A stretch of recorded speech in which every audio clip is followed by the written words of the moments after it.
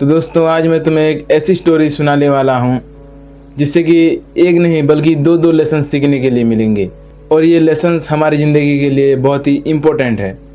तो चलो बिना टाइम वेस्ट किए स्टोरी को स्टार्ट करते हैं। एक छोटे से शहर में एक मशहूर व्यापारी रहता था।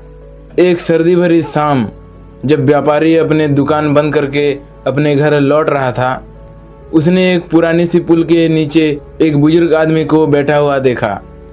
बहुत ही ठंडी हवा चल रही थी और बुजुर्ग आदमी के पास बस एक फटा हुआ पुराना कंबल था।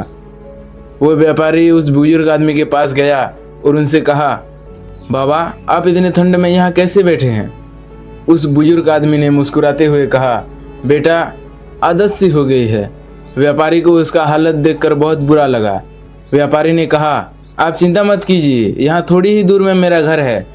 मैं घर जाकर आपके लिए कंबल लेकर आता हूँ, आप यहाँ रुके रहिए।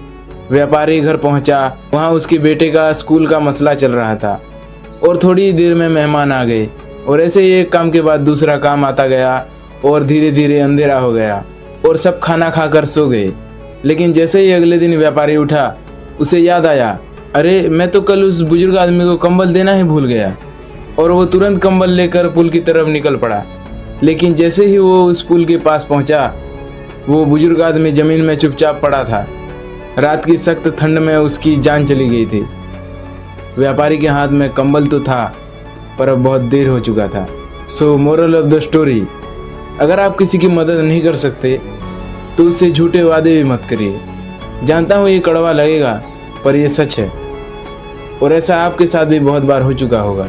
और दूसरा लेसन ये है कि आप अपनी पूरी ज़िंदगी किसी दूसरे के भरोसे या किसी दूसरे के सहारे मत टिकिए। भरोसा रखिए पर अपनी हिम्मत और जिम्मेदारी को कभी मत भूलिए।